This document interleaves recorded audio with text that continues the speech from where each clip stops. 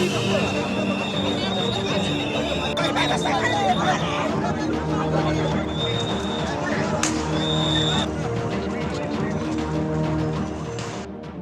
রাজনীতির দুই অনিবার্য নাম আমানুল্লাহ আমান ও গয়েশ্বরচন্দ্র রায়।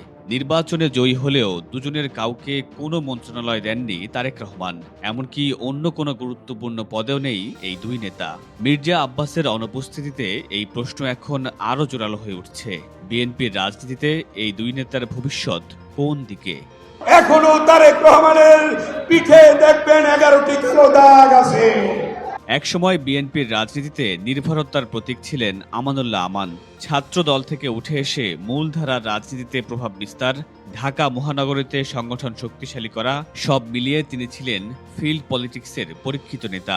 ডাকসুর ভিপি নির্বাচিত হওয়ার পর 1991 সালে মাত্র 31 বছর বয়সে প্রথমবার এমপি নির্বাচিত হন। এরপর বেগম খালেদা জিয়ার সরকারে দুইবার প্রতিমন্ত্রীর দায়িত্ব পালন করেছেন। তবে সময়ের সঙ্গে সঙ্গে দলে তার অবস্থান দুর্বল হয়েছে, যার প্রমাণ পাওয়া যায় বিএনপির গঠিত মন্ত্রিসভায়। মোট 5 বার নির্বাচিত এই অভিজ্ঞ রাজনীতিবিদকে মন্ত্রিসভায় রাখেননি তারেক রহমান। অনেকের ধারণা, দুর্নীতির অভিযোগ এবং ইমেজ সংকটের কারণে নতুন মন্ত্রিসভায় রাখা হয়নি তাকে। একই সঙ্গে দলেও ধীরে ধীরে গুরুত্ব হারাচ্ছেন তিনি। আমি আপনাদেরকে বলে গেলাম, টিল মাই ডেথ আমি কখনো মন্ত্রী পরিষদে যোগ দেব। অন্যদিকে গয়েশ্বরচন্দ্র রায় বিএনপির এক ভিন্ন ধারার চরিত্র।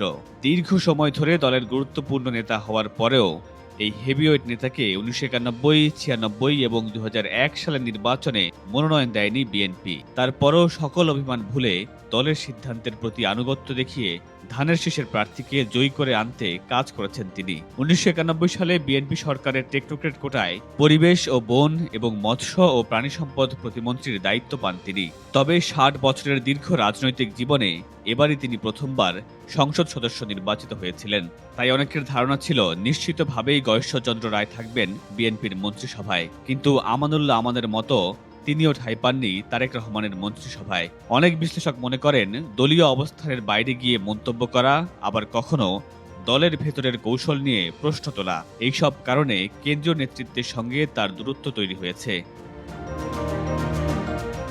তাই সমর্থকদের মনে প্রশ্ন, আগামী দিনে রাজধানী ঢাকার রাজনীতির নিয়ন্ত্রণ ও বিএনপির ভবিষ্যৎ নেতৃত্বে এই দুই নেতা কি ক্রমেই সাইডলাইনে চলে যাবেন, নাকি আবারও ফিরবেন দলের গুরুত্বপূর্ণ ভূমিকায়?